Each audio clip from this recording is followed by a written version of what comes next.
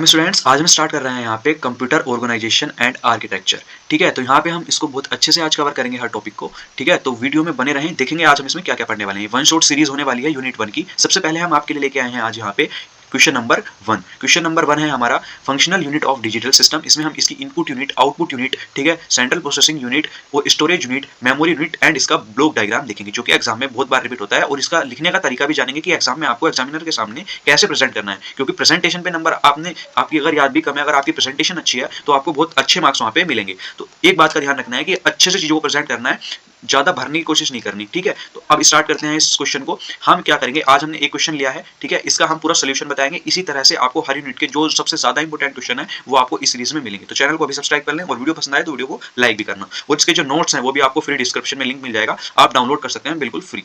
ठीक है, और इसको आप एक बार हेडिंग अच्छे से सुन लें, आपकी हेडिंग सुन के ही याद हो जाएंगी। काफी इजी क्वेश्चन है। ठीक है, आइए स्टार्ट करते हैं। सबसे पहले जो हमारा है वो है इनपुट यूनिट। अब इनपुट यूनिट क्या होती है, इसका पर्पस देख लेते हैं, हम इनपुट यूनिट को यूज क्यों करते हैं। The way a user provides data and instruction to the computer system. जब भी कोई यूजर डेटा या इंस्ट्रक्शन को कंप्यूटर सिस्टम के अंदर, ठीक है, कंप्यूटर सिस्टम के अंदर कोई कंप्यूटर सिस्टम है, वहां पे कोई यूजर अपना डेटा को या इंस्ट्रक्शन को कंप्यूटर सिस्टम में देता है, ठीक है, अपना कोई भी आउटपुट निकलवाने के लिए, तो वो हमेशा इनपुट यूनिट का यूज करता है। ठीक है, जैसे कि इनपुट डिवाइस कौन कौन से होते हैं, किन यूनिट का यूज कर रहा है वो, जैसे कि कीबोर्ड हो गया, माइक हो गया, टच स्क्रीन हो गया, स्कैनर हो गया, माइक्रोफोन हो गया, वहां पे वो कीबोर्ड की हेल्प ले रहा है। ठीक है, कोई भी अपने डेटा को या इंस्ट्रक्शन को वहां पे डालने के लिए कंप्यूटर के अंदर, ठीक है, अपना इनपुट देने के लिए। उसी के साथ साथ अभी जब हम इसका ब्लॉक डायग्राम देखेंगे तो हर चीज आपको क्लियर हो जाएगी। अभी मैं जितना बता रहा हूं आप इतना समझ के चलें। ठीक है, उसके बाद फंक्शन क्या होते हैं, कन्वर्ट ह्यूमन रीडेबल इन्फॉर्मेशन। जो भी कंप्यूटर आसानी के साथ पढ़ सकता है इन्फॉर्मेशन, जैसे कि जो हमारे टेक्स्ट फॉर्म में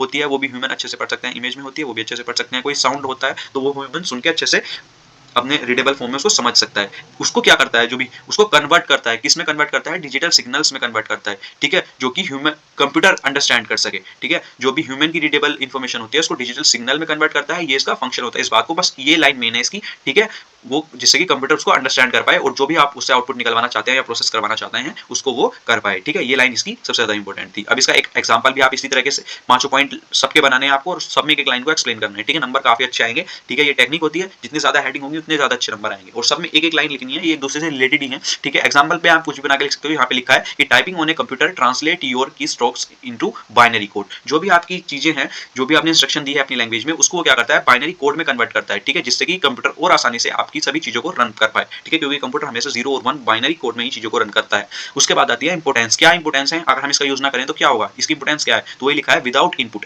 ठीक है, the computer would have nothing to process. Computer कुछ भी प्रोसेस नहीं कर पाएगा।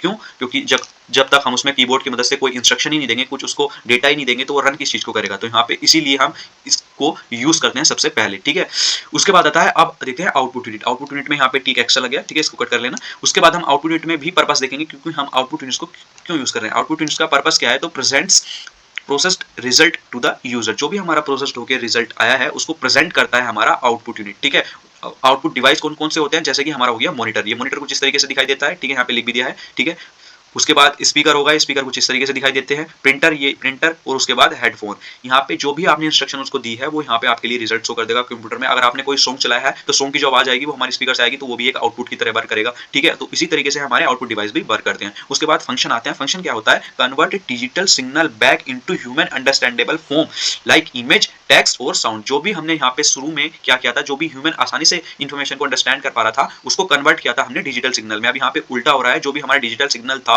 जो जनरेट किया था यूजर ने, कंप्यूटर ने अपने लिए, जिससे कि वो आसानी के साथ प्रोसेस कर पाए, अब उसको बैक कर रहा है। ठीक है, डिजिटल सिग्नल को कन्वर्ट कर रहा है ह्यूमन अंडरस्टैंडेबल फॉर्म में। ठीक है, लाइक इमेज, टेक्स्ट और साउंड, जिससे कि ह्यूमन भी अपने रिजल्ट को आसानी के साथ पढ़ पाए। उसके बाद आता है इसका example, A printer taking digital code and produce a physical document. यहाँ पे एक फिजिकल डॉक्यूमेंट आपके लिए निकाल के देगा वो, जो भी आपने उससे प्रोसेस कराया होगा। उसके बाद इंपोर्टेंस क्या है इसकी।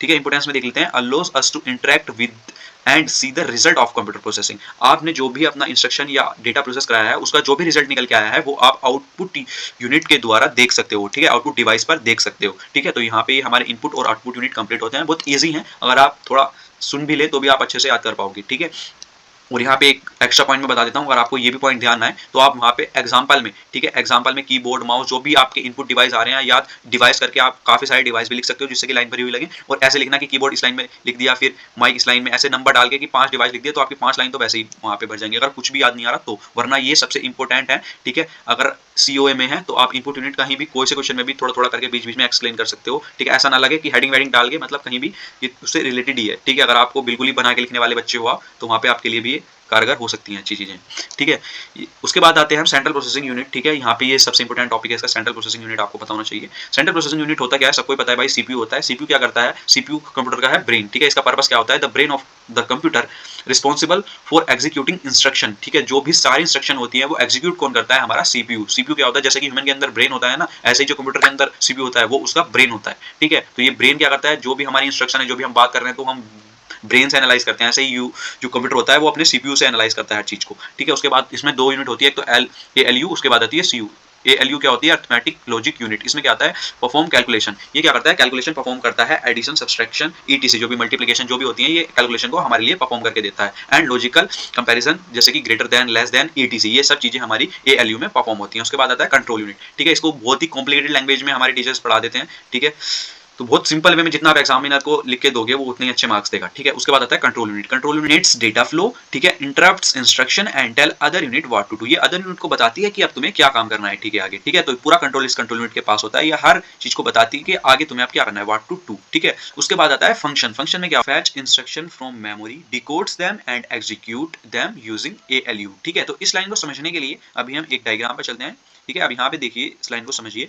यहाँ पे है हमारी इनपुट यूनिट। इनपुट यूनिट में मैंने आपको डिवाइस बताया था, जैसे कि कीबोर्ड, सब चीजें बता दी थी, माउस, ठीक है। और ये हमारी आउटपुट यूनिट, जो कि हमारे लिए आउटपुट प्रोड्यूस करके देगा, जैसे मॉनिटर हो गया हमारा, ठीक है, स्पीकर हो गई, ये सब हमारी आउटपुट यूनिट के अंदर आती है। अब बीच में आई हमारी स्टोरेज यूनिट, अभी हम इसकी भी बात करेंगे, लेकिन अभी हम पहले बात कर लेते हैं सेंट्रल प्रोसेसिंग यूनिट के बारे में, ठीक है, सीपीयू के बारे में।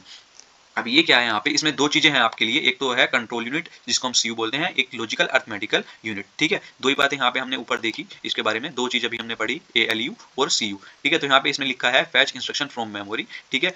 हमारी जो भी इंस्ट्रक्शन हमने इनपुट डिवाइस की मदद से दी वो गई हमारी यहाँ पे स्टोरेज यूनिट में, ठीक है। आप ध्यान से समझे, जो भी आपने चीज गई वो स्टोरेज यूनिट में दी, ठीक है। तो वही पहली लाइन में यहाँ पे आपके लिए लिखा है, ठीक है, ध्यान से देखो इसको, कि fetch instruction for memory, memory से सबसे पहले इंस्ट्रक्शन उठाई इसने, फैच की, उसके बाद इसको डिकोड किया, ठीक है, डिकोड किया, डिकोड्स करने के बाद उसको एग्जीक्यूट कर दिया, ठीक है, यूजिंग एएलयू, एएलयू को यूज करके यहाँ पे उसने एग्जीक्यूट कर दिया, ठीक है। एएलयू यहाँ पे सेंट्रल प्रोसेसिंग यूनिट में ही होता है, और सीयू भी यहाँ पे हमारी सेंट्रल प्रोसेसिंग यूनिट में होता है। सिंपल सी इतनी सी बात थी, ठीक है, आपकी समझ आ गई होगी। जो भी हमको इंस्ट्रक्शन परफॉर्म करानी है वो सबसे पहले हमारी स्टोरेज यूनिट में जाएगी, इस वाली यूनिट में जाएगी, इसका भी हम आगे पढ़ेंगे। उसके बाद वो उसको डिकोड करेगी सीपीयू, एंड उसके बाद एएलयू की हेल्प से और सीयू की हेल्प से उसको एग्जीक्यूट कर देगी। उसके बाद हम देखते हैं एग्जांपल। एग्जांपल में क्या आता है, रनिंग ए game involve CPU फैचिंग game code instruction. ये क्या करती है, सीपीयू जो भी हम इसको इंस्ट्रक्शन दे रहे हैं एकदम फैच करेगी, ठीक है। वहां से जो भी प्लेयर है उसको इंस्ट्रक्शन दे रहा है, सीपीयू एकदम उसको लेगा, ठीक है, और कैलकुलेट करेगा उसकी प्लेयर की पोजीशन को, एंड अपडेट करेगा डिस्प्ले पर, ठीक है। उसके बाद आती है इसकी इंपोर्टेंस। क्या इंपोर्टेंस है, अगर हम CPU speed and power determine, जैसे कि हमको सीपीयू की पावर और स्पीड को डिटरमाइन करना है, how fast the computer can process information, ठीक है। सो अब हमारे पास आती है स्टोरेज यूनिट। अब स्टोरेज यूनिट क्या होती है, स्टोरेज यूनिट सिंपली आपको बता देता हूं मैं, जैसे कि हमारा हो गया एसएसडी हो गया, एचएचडी हो गया, जो भी हम जिस चीज में अपने डेटा को स्टोर करके रखते हैं, जैसे एचडी यहाँ पे हमारे में हार्ड डिस्क पड़ी होती है लैपटॉप में या पीसी में, ठीक है, या फिर एसएसडी होती है, तो ठीक है, तो वहाँ पे वो सभी हमारी स्टोरेज यूनिट है, ठीक है। इसका पर्पस क्या होता है, long term storage of data and program. हम लॉन्ग टाइम तक अपनी जो भी चीजें हैं, जो भी हमारे पास डेटा है, उसको स्टोर कर सकते हैं, even when the computer is of. अगर हमारा कंप्यूटर ऑफ भी है तो भी हमारी जो चीजें हैं, डेटा है, वो कंप्यूटर के अंदर स्टोर रहेगा। अगर हम उसको ऑन करेंगे तो हमको वहां पे शो हो जाएगा। हम डिवाइस कौन कौन से यूज करते हैं, जैसे कि हार्ड डिस्क ड्राइव हो गया, ठीक है, एचएचडी बोलते हैं इसको, सॉलिड स्टेट ड्राइव्स हो गया, यहाँ पे एसएसडी बोलते हैं इसको, यूएसबी ड्राइव्स, ठीक है, और क्लाउड स्टोरेज। क्लाउड स्टोरेज भी बहुत अच्छी चीज है, ठीक है। तो यहाँ पे ये सभी क्या है, स्टोरेज यूनिट है। एग्जाम्पल क्या है इसका, ठीक है, सेविंग स्कूल प्रोजेक्ट, फोटो और इंस्टॉलिंग गेम, जो भी हमने गेम इंस्टॉल किए हैं या फिर फोटो खींचे हैं, वो सभी हमारे इस स्टोरेज यूनिट में स्टोर होते हैं। फंक्शन क्या होता है, प्रिजर्व डेटा परमानेंटली, ठीक है, यहाँ पे परमानेंटली डेटा को स्टोर कर सकता है हमारा एसएसडी और एचएचडी, ठीक है। यहाँ पे हमने एक बार जो चीजें डाउनलोड कर ली तो वो हमारी सेव रहेंगी जब तक कि हम उसको डिलीट नहीं करते। इंपोर्टेंस होती है, without storage we does lose everything when the computer loss power, ठीक है। यहाँ पे अगर हमने स्टोरेज यूनिट को यूज नहीं किया तो अगर हम कंप्यूटर को बंद कर देते हैं तो वहां पे जो भी हमने डेटा लिखा है हमारे पास, वो हम खो सकते हैं अगर हमारी पावर कट हो जाए तो, ठीक है। मेमोरी यूनिट में क्या आता है, पर्पस देख लेते हैं मेमोरी यूनिट का। ये क्या है, data instruction for the CPU to quickly access. हम सीपीयू को क्विकली एक्सेस करने के लिए यहाँ पे मेमोरी यूनिट का यूज करते हैं। इसमें दो चीज आती हैं, ठीक है, जहाँ पे हम मेमोरी यूनिट देख रहे हैं ये वाली, ठीक है, स्टोरेज यूनिट या मेमोरी यूनिट। यहाँ पे इसमें रैम और रोम का हम यूज करते हैं, ठीक है। Temporary storage for centrally running program and data, ठीक है। ये वोलेटाइल होता है, मतलब इसमें erased when the computer turn off, जो भी चीजें इसमें होंगी वो सब डिलीट हो जाएंगी अगर हमारा कंप्यूटर ऑफ हो जाता है, ठीक है। जैसे रैम होती है, रैंडम एक्सेस मेमोरी, ठीक है। उसके बाद रोम, ये होता है रीड ओनली मेमोरी, ये परमानेंट इंस्ट्रक्शन होती हैं, ठीक है, like how to start the computer. Non volatile होती हैं, retain information when powered off, ठीक है। आपको जो कंप्यूटर आपका बंद भी हो गया तो भी आपको सारी इंस्ट्रक्शन रिटेन हो जाएंगी, वापसी मिल जाएंगी, ठीक है। यहाँ पे ये हमारा रोम का मतलब होता है। ये टेम्पररी होता है, परमानेंट होता है, बस दो बातें ध्यान रखें, ठीक है। उसके बाद आता है फंक्शन। फंक्शन क्या आता है, hold data and program both before and after processing. ये क्या करता है, होल्ड करता है किसको, डेटा को एंड प्रोग्राम को, बोथ बिफोर और आफ्टर प्रोसेसिंग, ठीक है। जब तक कि हम उसको प्रोसेस नहीं कर लेते, ये डेटा को होल्ड करता है, डेटा और हमारे प्रोग्राम को, ठीक है। उसके बाद आता है एग्जांपल। एग्जांपल में क्या आएगा, while writing an essay RAM hold the text, ठीक है। अगर हम कोई ऐसे लिख रहे हैं कंप्यूटर स्क्रीन पे या वर्ड पे, तो जो हमारी रैम होगी वो टेक्स्ट को होल्ड करेगी, ठीक है। And ROM hold the word processor code, ठीक है। उसके बाद आती है importance. Faster and large memory means the computer can handle more task, ठीक है, सिमल्टेनियसली। उसके बाद हम यहाँ पे इस डायग्राम को बना के आ सकते हैं। ये आपको बनाना है सेंट्रल प्रोसेसिंग वाली जो हमारा वहाँ पे था, उसके बाद आप इसको बना सकते हो, सबसे लास्ट में भी बना सकते हो, ठीक है।